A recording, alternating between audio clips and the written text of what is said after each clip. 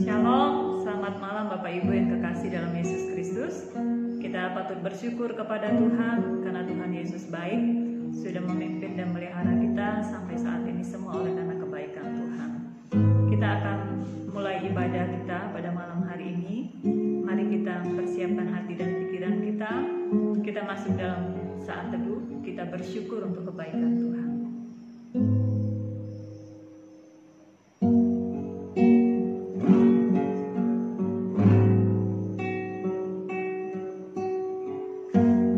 Tuhan Yesus baik dan Dia sangat baik dalam kehidupan kita. Oleh sebab itu, mari kita terus mengagungkan Dia, kita memuji Dia, kita memuliakan Dia. Kita menyanyikan pujian Manis Kau Dengar.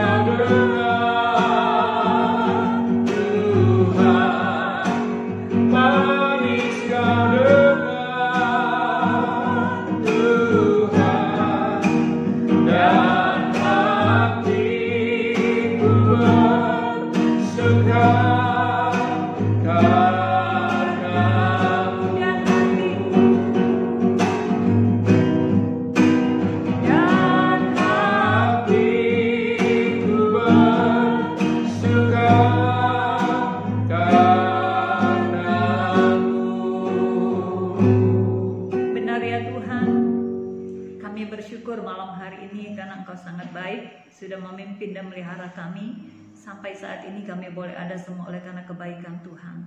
Terima kasih karena kami masih diberikan peluang untuk boleh menyembah, memuji dan memuliakan Tuhan. Kami menyerahkan seluruh kehidupan kami ke dalam tangan Tuhan dan kami serahkan untuk ibadah ini ke dalam tangan-Mu Tuhan dari awal, pertengahan hingga pada akhirnya, agar apapun yang kami buat dalam ibadah kami Tuhan dipermuliakan dan kami semua diberkati. Terima kasih Tuhan, di dalam nama Tuhan Yesus kami sudah berdoa dan mengucap syukur. Amin.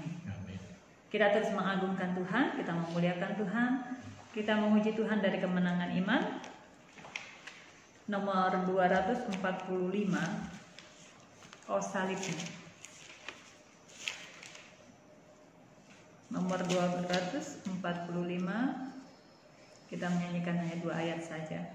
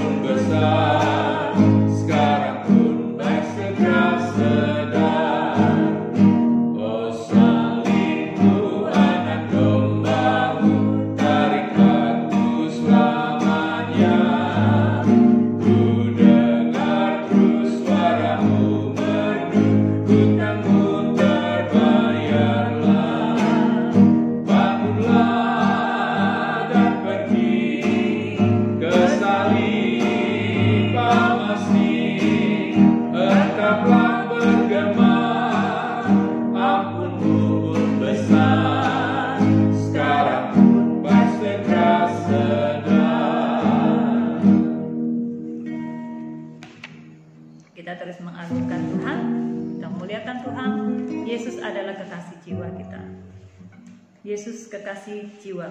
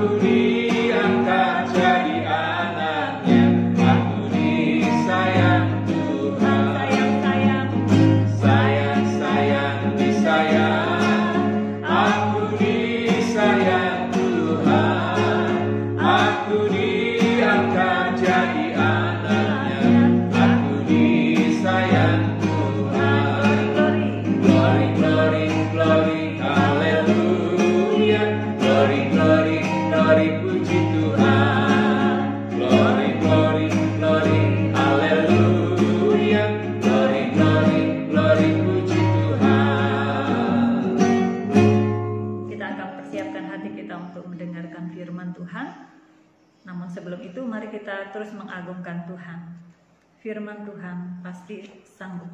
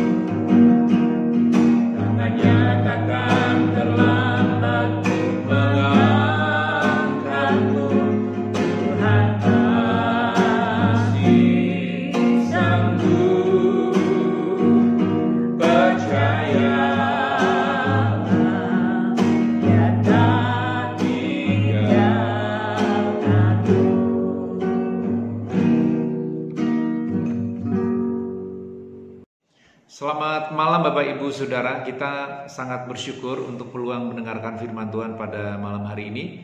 Mari sebelum kita membaca firman dan juga merenungkannya, kita berdoa. Bapa kami di sorga, kami sangat bersyukur pada hari ini ada kesempatan untuk kembali membaca firman Tuhan dan juga merenungkan kebenarannya. Kiranya Bapa menolong kami untuk dapat mengerti dengan baik dan juga menolong kami bersedia melakukannya dalam kehidupan dan menghubungkannya secara langsung atas hidup kami, baik dalam hubungan dengan sesama, dalam pernikahan, bahkan juga terhadap lingkungan kami. Berbicaralah kepada kami Tuhan Yesus melalui firman-Mu, karena kami siap untuk mendengar. Dalam nama Tuhan Yesus kami berdoa dan bersyukur. Amin. Bapak Ibu Saudara, saya mengajak kita untuk membaca dari kitab Ibrani pasal 13. Ibrani 13 ayat pertama sampai dengan ayat yang ke-6. Ibrani pasal 13 ayat pertama sampai dengan ayat yang ke-6. Demikianlah firman Tuhan. Peliharalah kasih persaudaraan. Janganlah kamu lupa memberi tumpangan kepada orang, sebab dengan berbuat demikian beberapa orang dengan tidak diketahuinya telah menjamu malaikat-malaikat. Ingatlah akan orang-orang hukuman, karena kamu sendiri juga adalah orang-orang hukuman. Dan ingatlah akan orang-orang yang diperlakukan sewenang-wenang, karena kamu sendiri juga masih hidup di dunia ini. Hendaklah kamu semua penuh hormat terhadap perkawinan, dan janganlah kamu mencemarkan tempat tidur, sebab orang-orang sundal dan pesina akan dihakimi Allah. Janganlah kamu menjadi hamba uang, dan cukupkanlah dirimu dengan apa yang ada padamu, karena Allah telah berfirman, Aku sekali-kali tidak akan meninggalkan engkau, dan aku sekali-kali tidak akan meninggalkan engkau. Sebab itu dengan yakin kita dapat berkata, Tuhan adalah penolongku. Aku tidak akan takut.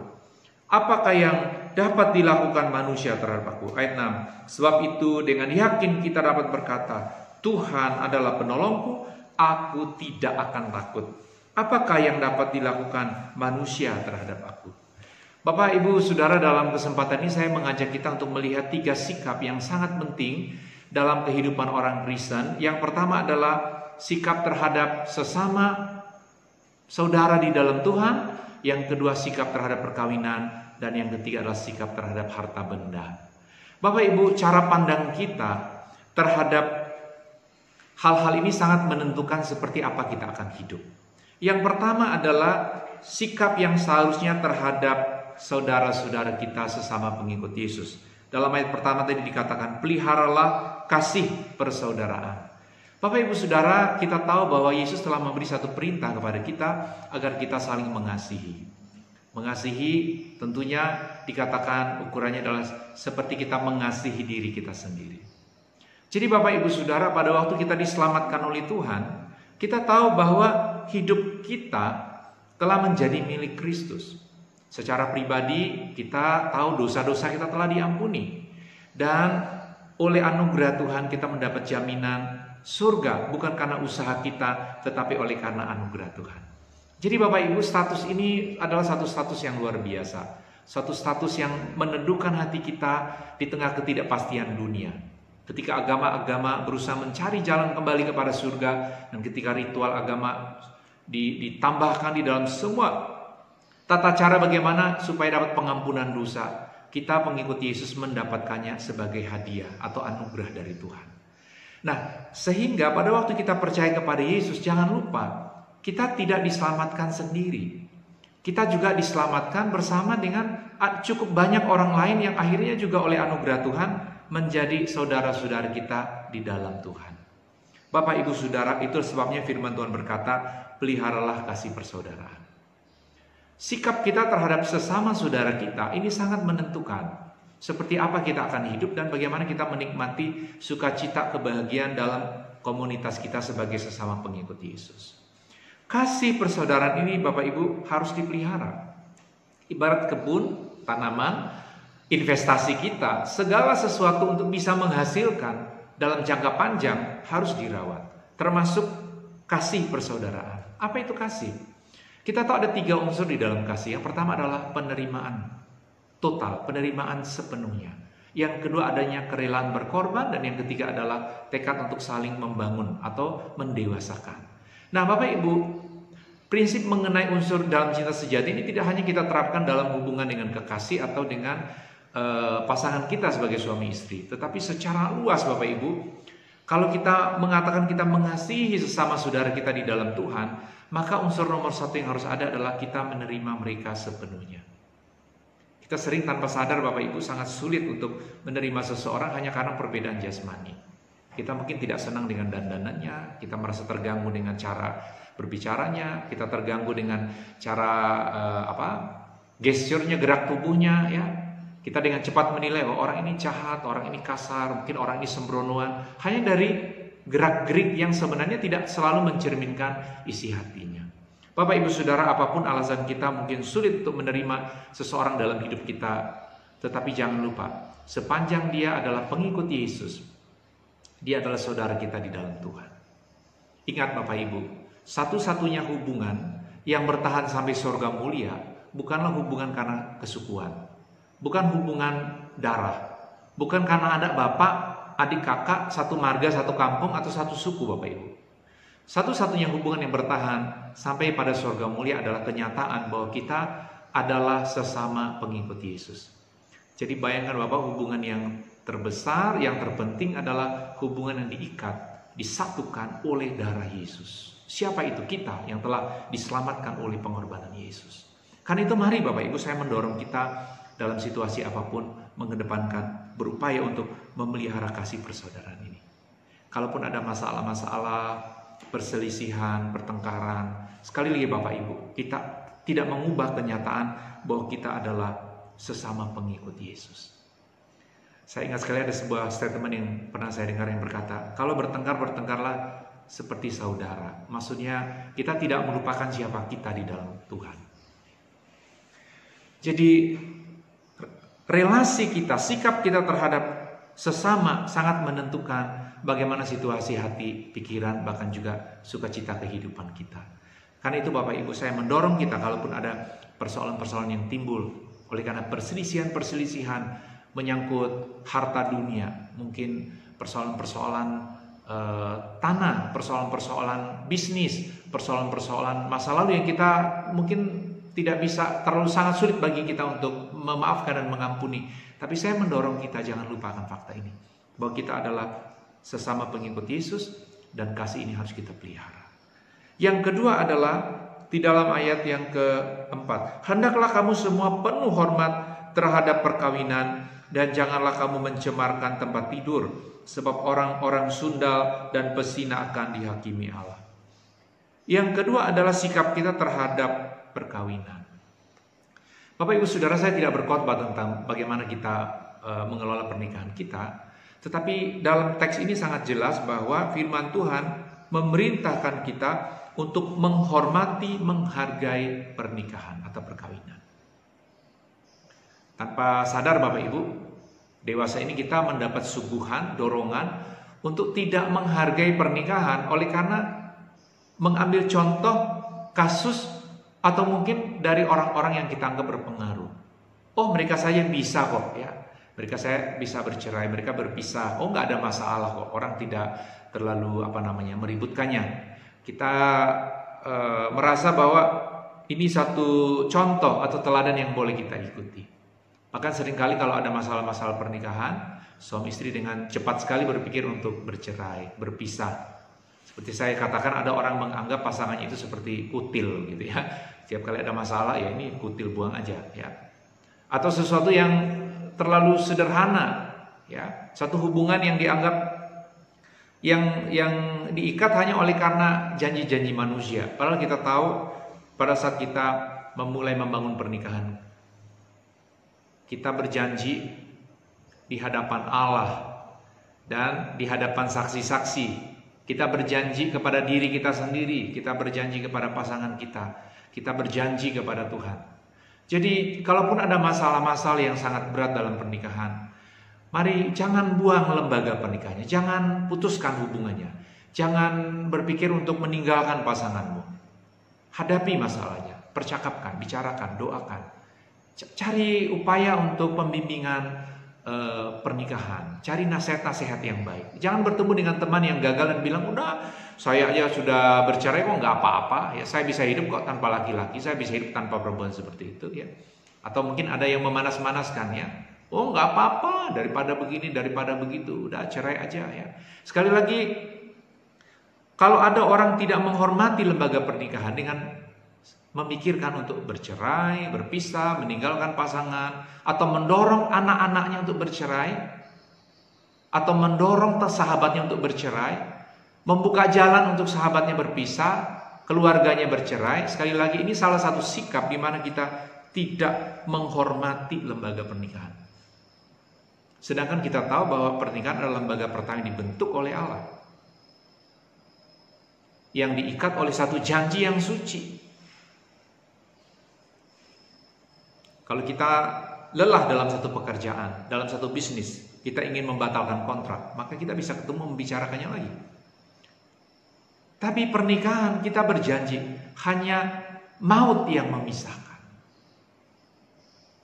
Bagaimana mungkin kita bisa dengan begitu mudah, oleh karena masalah-masalah yang kita anggap sebagai tekanan yang berat, untuk memikirkan bahwa jalan keluarnya adalah perceraian.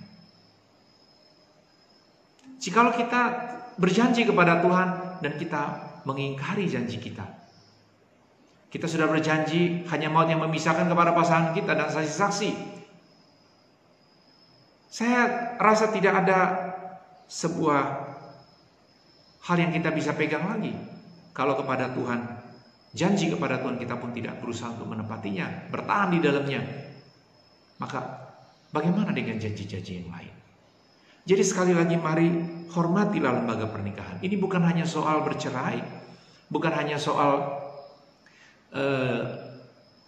berpisah secara jasmani, tetapi juga sampai titik di mana kita secara emosional pun memang harus berusaha terus membangun intimasi kita secara emosional dalam pernikahan.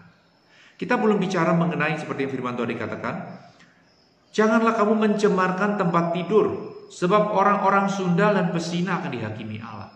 Ini satu bagian yang memang bertentangan dengan menghormati perkawinan. Bahwa ada orang tidak setia kepada pasangannya secara seksual, secara emosional. Tetapi sekali lagi, apapun masalah yang terjadi, saya yakin hukum kasih Kristus masih ada peluang untuk pengampunan, pemulihan. Dan kalau terlalu berat, lebih bagus dalam satu kondisi jangan buru-buru mengambil keputusan untuk bercerai. Masih ada waktu berdoa, pembimbingan, dan seberat apapun masalah pernikahan ini layak untuk kita lalui dengan penuh perjuangan. Kalau untuk usaha bisnis seseorang sangat berani, sangat kuat, tabah, hampir bangkrut, usaha lagi, gagal, bangkit lagi, maka seharusnya untuk hal yang lebih penting daripada bisnis kita mencari uang, yaitu perkawinan. Karena sudah janji kepada Tuhan, janji kepada diri sendiri, dan janji juga di hadapan saksi-saksi. Kita harus berusaha untuk menepatinya, karena kita adalah milik Kristus yang dikasihi Tuhan, dan Ia ingin kita hidup menyaksikan akan Dia. Yang ketiga adalah sikap terhadap harta benda. Firman Tuhan berkata ayat 5 tadi, janganlah kamu menjadi hamba uang, dan cukupkanlah dirimu dengan apa yang ada padamu. Firman Tuhan minta kita dalam sikap terhadap harta adalah, kita tahu kita membutuhkan keuangan untuk melayani hidup kita, untuk membiayai hidup kita, tetapi kita tidak boleh menjadi hamba uang. Hamba di sini kita diperbudak, artinya semua pikiran kita, keputusan kita, tindakan kita hanya atas dasar ini untung atau rugi. Termasuk di dalam kita membangun hubungan. Sekali lagi, mari Bapak Ibu sebagai orang yang telah diselamatkan oleh Tuhan, waktu kita bekerja, kita membangun bisnis kita, usaha kita berdoa supaya bisa berhasil dalam dunia usaha juga. Kita bekerja tekun, bekerja keras dan cerdas. Kita belajar dari orang-orang yang berhasil. Kita terbuka untuk masukan-masukan. Tetapi jangan lupa, jangan pernah menjadi hamba uang. Jangan terikat di dalamnya dan membuat kita hanya menjadikan orientasi tujuan mendapatkan uang sebagai alasan segala sesuatu dalam hidup kita. Kita tahu ada cukup banyak hal di dalam dunia kita tidak bisa beli dengan uang kita. Termasuk kasih sayang. Ya, seringkali orang berpikir kalau saya punya uang, orang akan menyayangi saya. Tetapi sekali lagi ini satu kepalsuan. Karena kita tahu mungkin banyak orang pada saat kita sukses, kita memiliki uang, kita bisa berbagi dengan orang banyak. Mungkin banyak orang yang dekat kepada kita oleh karena keuangan. Tapi sekali lagi kita tidak bisa membeli kasih sayang. Tetapi jangan lupa bekerja dengan sungguh, bekerja dengan ulet sambil berdoa, tapi jangan menjadi hamba uang. Mengapa demikian? Karena ada janji Tuhan di dalam ayat 5 tadi berkata demikian. Karena Allah telah berfirman, aku sekali-kali tidak akan membiarkan engkau, dan aku sekali-kali tidak akan meninggalkan engkau. Aku sekali-kali tidak akan membiarkan engkau. Aku sekali-kali tidak akan membiarkan engkau. Aku sekali-kali tidak akan meninggalkan engkau. Jadi Allah yang sama tidak akan pernah membiarkan dan tidak pernah meninggalkan kita. Dalam hal apa dalam bagian ini? Yang dibicarakan ternyata bukan soal keselamatan. Yang dibicarakan di sini adalah menyangkut keuangan, menyangkut harta benda yang dibutuhkan untuk kita menjalani hidup. Bukan hidup untuk berorientasi mencari harta benda. Jadi kalau Allah juga berjanji untuk mencukupkan kita, Allah tidak meninggalkan, tidak membiarkan kita. Mari kita waktu bekerja, kita bekerja sungguh-sungguh sambil doa, tapi tidak kehilangan sisi spiritual kita. Saking sibuk bekerja tidak datang kebaktian. Karena terlalu sibuk bekerja, kita hanya mendasarkan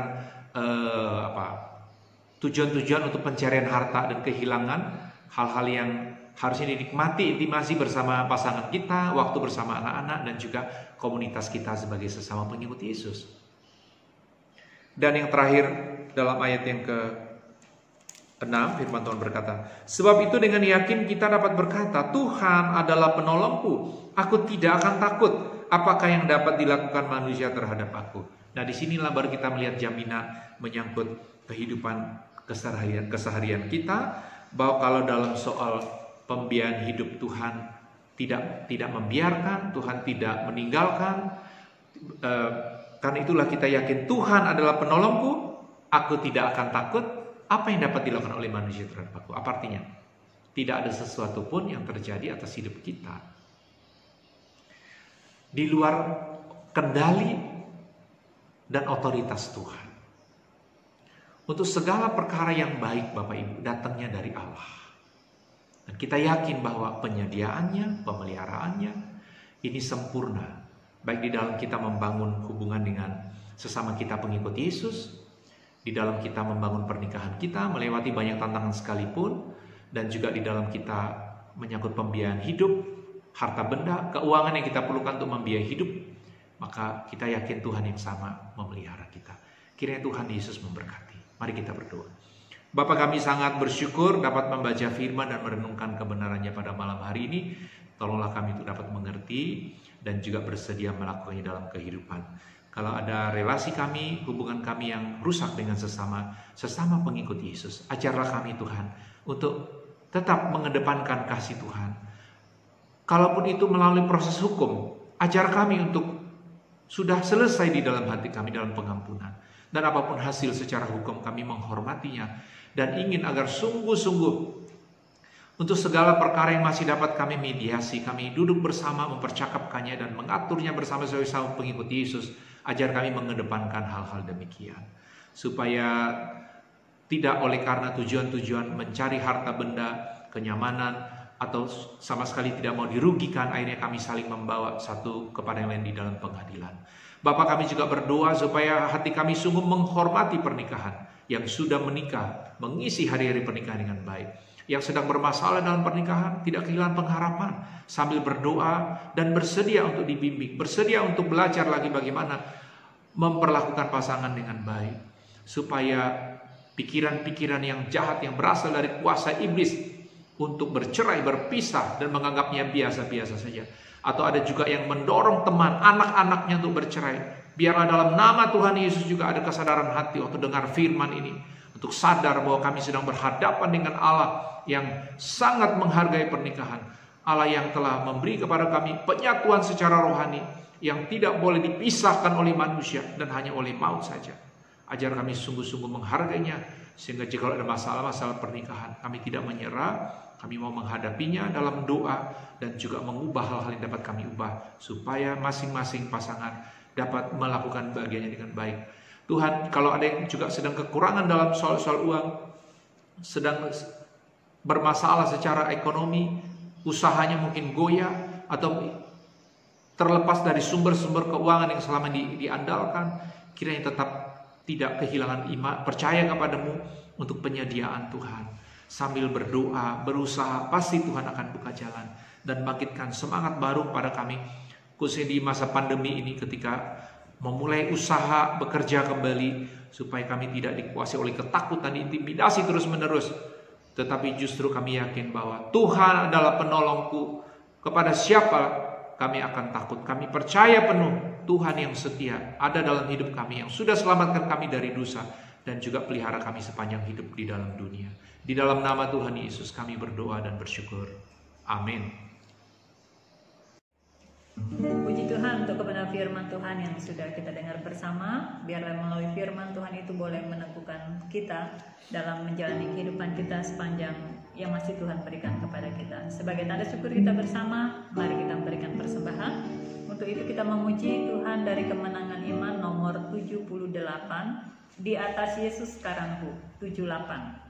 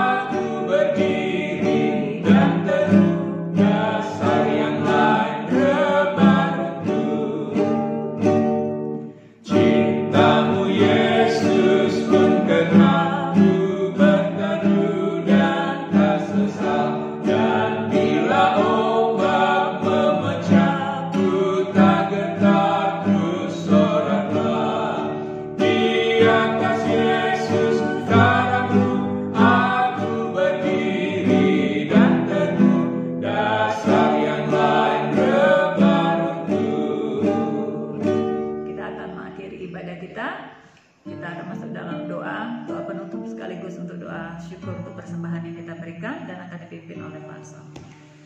Bapak, kami sangat bersyukur pada malam hari ini dapat mengadakan ibadah bersama-sama dengan kelompok doa. Kami bersyukur untuk kesempatan memuji Engkau, mendengar firman, bahkan memberi persembahan. Uang yang kami beri tidaklah sebanding dengan cinta Tuhan yang telah memberi pengampunan dosa dan juga kepastian surga. Bahwa Allah yang sama yang memelihara hidup kami selama masih di muka bumi ini, sehingga kami dapat bekerja, dapat membangun usaha kami dan menghasilkan keuangan untuk membiayai kehidupan dan pekerjaanmu. Dan kami percaya Allah yang sama juga akan senantiasa menyertai dan meneguhkan kami. Bapak, terima kasih, hari kami sangat bersyukur, dan kiranya pada waktunya ketika setiap kelompok doa akan berdoa untuk tuan rumah di setiap kelompok doa masing-masing, kiranya Bapak menyertai sehingga di dalam saling mendoakan kami ada kekuatan baru melewati masa dan hari-hari ini sampai kami bisa bersama-sama dalam ibadah kelompok doa secara langsung. Terima kasih Bapak, di dalam nama Tuhan Yesus kami sudah berdoa dan bersyukur. Amin. Amin. Demikianlah ibadah kelompok doa kita malam hari ini. Selamat malam, Tuhan Yesus memberkati.